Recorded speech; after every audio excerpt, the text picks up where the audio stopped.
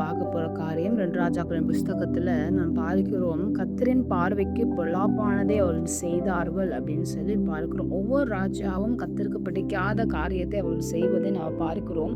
அப்போ அவங்க தப்பு செய்வாங்க. உடனே ஆண்டு என்ன பண்ணுவார், அவங்கள முற்றுகை போட்டுருவாங்க. ஏதோ தேசத்தில் ஒரு பெரிய பிரச்சனையை உண்டு பண்ணுவாங்க. அது மூலமாக மனம் திரும்புவாங்க. இப்படி தான் அவங்களோட வாழ்க்கையில் என்ன ஆகிட்டு இருக்கு அப்படின்னா, மனம் மாறிக்கொண்டே இருப்பதை நம்ம பார்க்கிறோம். ஆனால் இன்னைக்கு ஆண்டு நம்மக்கிட்ட என்ன பேசுவார் அப்படின்னா, இன்னைக்கு நம்ம கர்த்தரின் பார்வைக்கு பொல்லாப்பானவள் நம்ம செய்கிறோமா? இன்னைக்கு கர்த்தருடைய பார்வைக்கு உண்மையாக நம்ம இருக்கிறோமா?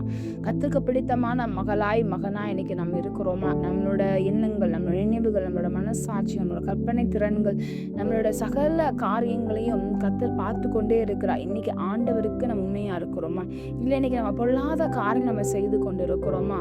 வேதத்தில் நம்ம பார்த்தோமானால் நிறைய சொல்லுவாங்க, அப்பா போல அவன் பண்ணலை, அப்பா செஞ்ச மாதிரி அவன் செய்யலை, இவன் கர்த்தருக்கு பிடித்தமான ஒரு மகனாக இருந்தான் அப்படின்னு சொல்லி பார்க்கணும்னா, இன்னொரு இதில் பார்ப்போம் அப்படின்னா அப்பாவை போல அவன் என்ன பண்ணுறான், அவன் செய்கிறான் அப்படின்னு சொல்லிக்கிற ஒரு காரியத்தை நம்ம பார்க்கிறோம்.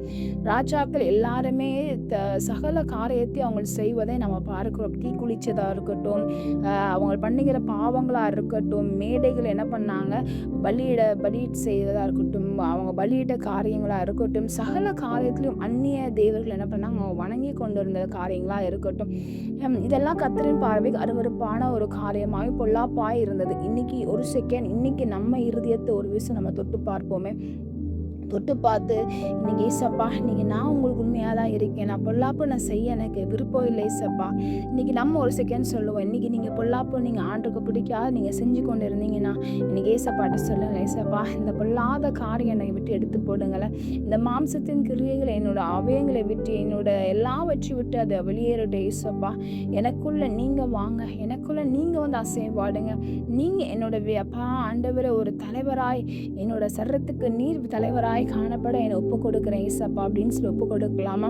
இன்னைக்கு ஆண்டு சென்று ஒப்பு கொடுங்க. ஒரு விஷயம் தலைகளை தாழ்த்துவோமா? அப்பா உமக்கு நன்றி செலுத்துகிறோம்.